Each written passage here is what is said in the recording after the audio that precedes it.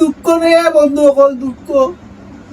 ও আইসি দোকান থেকে, ডিউটি থেকে আইসি, ওই দেখো মুরগোর মাংস আনছি রান্ধিবার লাগিয়া, কিছু ভালো লাগে না, শরীরের বেদনা একবারে চাটাই লিছে। এটা দুগিটা খেয়ে দেখতো, ওটা দুধ দেখা কেউ আসেননি, বোতলও উবার না দেখায়নি।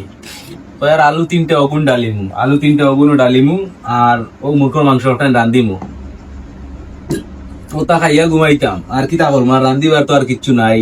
ফটফরিয়া অগুন রান্ধি লাগবো, জলদি জলদি হয়ে যায় আর কি মুরগোর মাংস। আর সবজি সপ্তাহ মিলিয়ে রান্ধাত লাগি, তো টাইম পারা লাগি যায়। এটা কমসে কম 1 ঘন্টার উপরে লাগি যায় সবজি ওটা কাটাইতে। মুরগোর মাংস ফুটফুট পেঁয়াজ কাটিয়ে দিমু, আর আলু দিমু, আর লাড়াচাড়া করিয়া দিমু, হয়ে যাইব। তো আর কিতা খবর সবর হৌসাইন, আপনার তোর আর খবর সবর ভালো আছো তো? তো আমার কমেন্ট বক্স ওটা ভালো করে জানাইও, তে ভালো লাগে আর কি। কমেন্ট বক্স গপ করলে আর কি আমরা ভালো লাগে। তো যাই হোক, আপেল খাইতে আপেল একটা আছে, একটা না 2টা আছে খাইতে আনি। কিন্তু খাসা মরিচও আছে, খাসা মরিচ খাইলিতাম নি, জানে ওর খাইলেইতাম খাসা মরিচ, কিতা বুঝো, খাইলেইতাম নি খাসা। কটা খাইতাম, 5টা না 10টা খাইতাম। তা হোক, এটার লাগে মুখও জ্বলিব খাসা মরিচ খাইলে। আপেল খাইমু আপেল, এখন খালি পেটে খাইতাম না, বুঝছো নি, গ্যাস জমি যাইব, গ্যাস। আর খালি করে ফা দিম।